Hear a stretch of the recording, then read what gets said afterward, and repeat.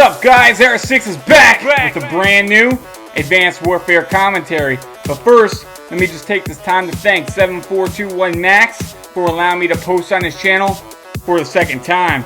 Max, I definitely do appreciate it. But with that being said, let's just get to the game and talk about this. Alright, so here we are in Detroit. I ended up going 30-9 using the AK-12.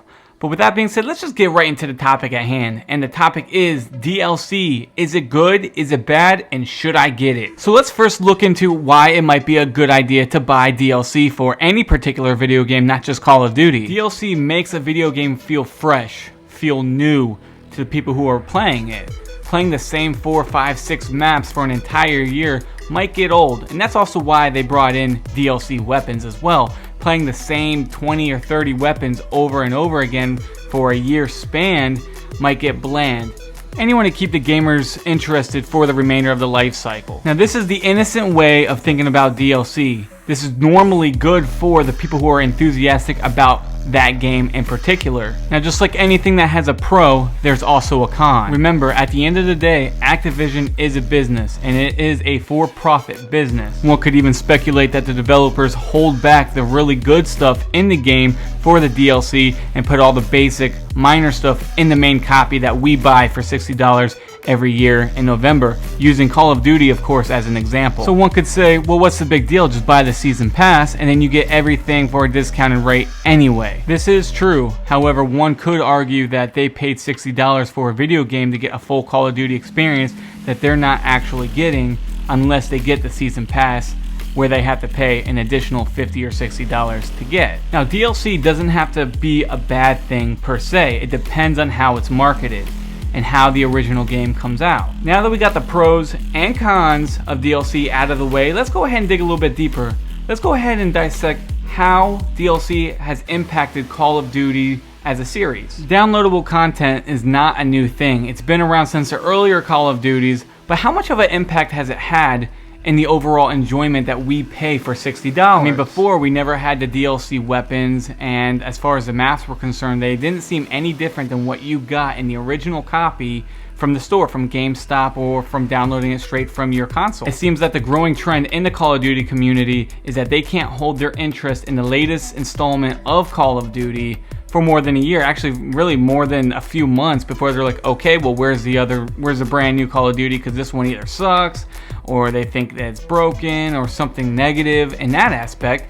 And is that really the case? Or has the developers made it that way so that you and I or somebody else would buy the DLC? Now this could sound like a conspiracy theory. I don't really want it to sound like a conspiracy theory because I don't think Activision is really going that far into it. But at the same time, Activision is not stupid.